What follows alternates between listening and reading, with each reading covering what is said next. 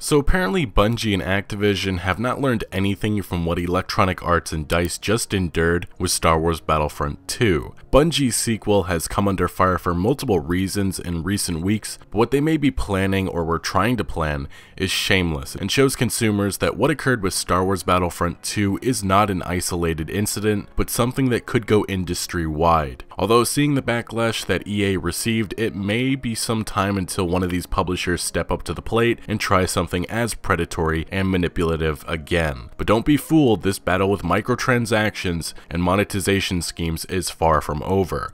Now, Destiny 2 is a game that is alright. Personally, it just seems like a rushed out sequel that featured content that usually would just come in an expansion.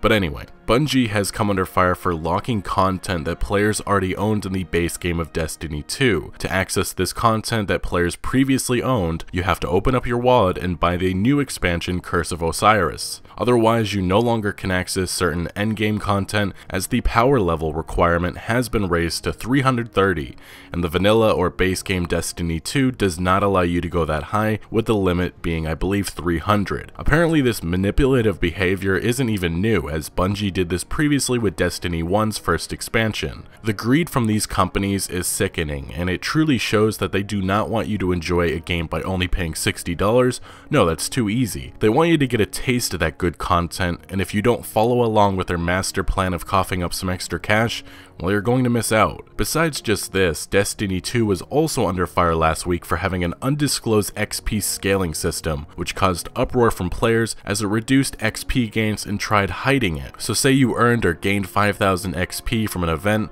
depending on how you were playing, your progress bar may not fill up with that full XP that the game said you received. Pretty much it may say you got 5,000 XP, but the reality is you could have gotten far less. Following the uproar from fans, Bungie admitted that it betrayed the expectation of transparency that you have for Destiny 2. As you can see, the last week or two has not been very smooth sailing for Destiny 2, and what it seems Activision and Bungie may be planning is even more frightening, because it looks like what Star Wars Battlefront 2 originally was going to be. As of recording this video, the job posting has been taken down with no explanation. Bungie may have seen some of the angry fan reactions, or maybe they found the right individual to fill the position. We don't really have any way of knowing, as it seems Bungie is ignoring this issue and trying to hide it away. Thanks to the Wayback Machine, we do have a nice screen cap of this position, which is a senior progression designer, and it shows what Bungie may be trying to do. The job ad reads as so, quote unquote, "Do you follow trends of gear, builds, and vanity items in MMOs? Do you understand the difference between too much and too little randomness and player rewards? Do you obsess about how the rarity, cost, or challenge of acquisition of items in a virtual world drive or fail to drive player behavior? Do you know how all of these things could be better in Destiny? If so,